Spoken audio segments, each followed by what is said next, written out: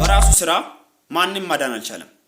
ዮሐንስ ወንጌል ምዕራፍ 5 ከቁጥር 1 እስከ 9 ስንመለከት 38 ዓመት ሙሉ የታመመ ሰው እናገኛለን። በዕብራይስጥ ቤተ ሳይዳ ተብሎ የሚጠራበት ስፍራ ላይ አንድ መጥመቂያ አለች። ያችን መጥመቂያ አንድ መልአክ ወርዶ ባናወጣት ሰዓት ላይ ቀድሞ የገባውን ሰው ትፈውሰው ነበር። በዛ ስፍራ ደግሞ በብዙ አይነት ደዌ የታመሙ ሰውነታቸው የሰለለ አንካሶች፣ እውሮች በዛ ስፍራ ይተኙ ነበር።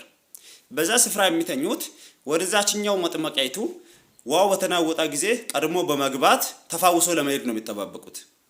ይህም ሰው 38 ዓመት ሙሉ የታመመ ሰው ደግሞ ከዛች መጥመቂያ ፈውስን ለማግኘት ቀን በቀን ሲጠባበቅ ነው 38 ዓመት ሙሉ የከረመው።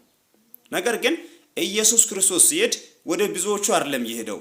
እዛ ስፍራ ላይ ብዙ ሰዎች ይተኛሉ። በብዙ አይነት ደዌ የታመሙ ሰዎች ይተኛሉ። ነገር ግን ኢየሱስ ክርስቶስ ሲሄድ 38 ዓመት ሙሉ ወደ ታመመው ሰውዬ ጋር ሄደው ሰውዬውን እንዲህ አለው፣ ልትድን ትወዳለህ አለው። ይህ ሰው ደግሞ እንዲህ ብሎ መለሰለት ለኢየሱስ፣ አዎን ጌታ ሆይ፣ እኔ ውሃው በተናወጠ ጊዜ ቀድሞ የሚያኖረኝ ወደ ውሃ ውስጥ የሚያስገባኝ ሰው የለኝም።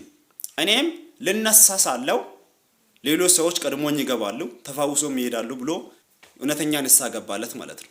አለመቻሉን 38 ዓመት ሙሉ ታግለው የእሱ ትግል ምንም እንዳልጠቀመው ለኢየሱስ ነገረው ማለት ነው። ኢየሱስም ታዲያ እንዲህ አለው፣ ተነሳ አልጋህን ተሸክሜ ሂድ አለው ማለት ነው።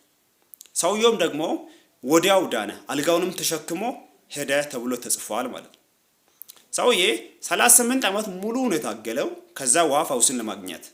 ያቺን መጥመቂያይቱ የቱንም ያህል ፈውስን የሚሰጥ ብትሆንም የራሷ የሆነ መስፈርት አላት ማለት ነው። ሁለት አይነት መስፈርት አላት። ያንን ሁለቱንም መስፈርት በቅደም ተከተሉ መሰረት ላሟላት ሰው ብቻ ነው ፈውስን መስጠት የምትችለው። የመጀመሪያው ውሃው መናወጥ አለበት። ውሃው እስኪናወጥ ድረስ ቁጭ ብሎ መጠባበቅ አለበት። ትኩረቱን ወደ ውሃው አድርጎ መጠባበቅ አለበት። ሁለተኛ ደግሞ ውሃው ከተናወጣ በኋላ ከማንኛውም አይነት ሰው ቀድሞ መግባት አለበት ማለት ነው። ሁለቱንም መስፈርት ላሟላ ሰው ፈውስን ትሰጣለች እቺ መጥመቂያይቱ። ይህ ሰው ግን 38 ዓመት ሙሉ የታመመ ሰውዬ ግን ሁለቱንም መስፈርት ማሟላት አልቻለም። የመጀመሪያው ውሃው እስኪናወጥ ድረስ ቢጠባበቅም ነገር ግን ሌሎች ሰዎችን ቀድሞ መግባት አልቻለም። ምክንያቱም ሰው የለውም፣ ወደ ውሃ ውስጥ የሚያኖረው ሰው የለውም። ሁለተኛ ደግሞ ራሱ ሮጦ እንዳይገባም አቅም የለውም። ስለዚህ ተስፋ ወደ መቁረጥ ደርሷል ማለት ነው። ተስፋ ቆርጧል። በራሱ መዳን እንደማይችል፣ በራሱ ወደ ውሃ ውስጥ ሮጦ ገብቶ ተፈውሶ መውጣት እንደማይችል አምኗል ማለት ነው። ኢየሱስ ክርስቶስም ደግሞ ይህ ሰው በራሱ መዳን እንደማይችል፣ በራሱ ገብቶ መፈወስ እንደማይችል ስለተረዳ ኢየሱስ ክርስቶስ ሄዶ እውነተኛ ፈውስን ሰጠው ማለት ነው። የዚህ ሰውየው ህይወት ለኛ ምንን ያስተምረናል? ሰው በህግ መዳን እንደማይችል፣ በራሱ ስራ መዳን እንደማይችል ያስተምረናል ማለት ነው። የእግዚአብሔር ቃል ሲናገር እንደዚህ ይላል።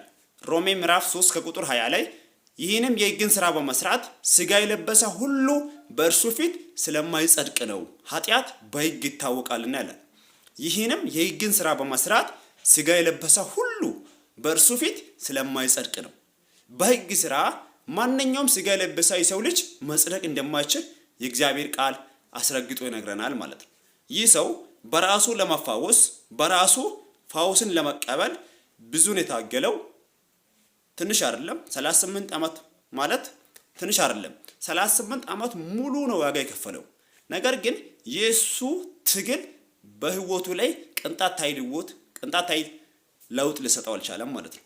ነገር ግን የኢየሱስ ይህ ቅጽበታዊ ቃል የሱን ፍጹም ጤና ሊሰጠው ችሏል ማለት ነው። በእኛ ህይወትም ልክ እንደዛ ነው። እኛ የዘላለምን ህይወት ለማግኘት እድሜ ልካችን እንኳን ብንሰራ የዘላለምን ህይወት በራሳችን ስራ ማግኘት አንችልም ማለት ነው።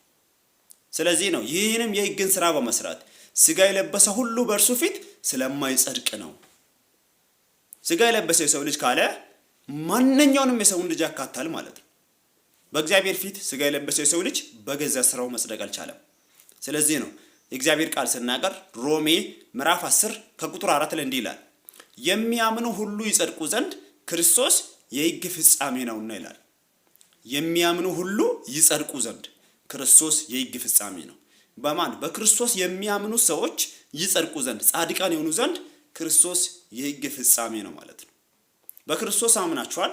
አዎ እናንተ በክርስቶስ በማመናችሁ የእግዚአብሔር ጽድቅ ሆናችኋል ማለት ነው። የሕግ ፍጻሜ በሆነው በኢየሱስ በማመናችን እኛ ጽድቅን ተቀብለናል ማለት ነው። እኛ ሕግን መፈጸም ስላልቻለን እግዚአብሔር ደግሞ በእኛ ፋንታ እኛን ተክቶ ሕግን የሚፈጽምልንን ስጋ ልብሶ ፍጹም የራሱን ልጅ ላካልን ማለት ነው። በዚያው አማካኝነት ደግሞ እኛ የዘላለምን ሕይወት የዘላለም ጽድቅና ቅድስና ማግኘት ችለናል ማለት ነው።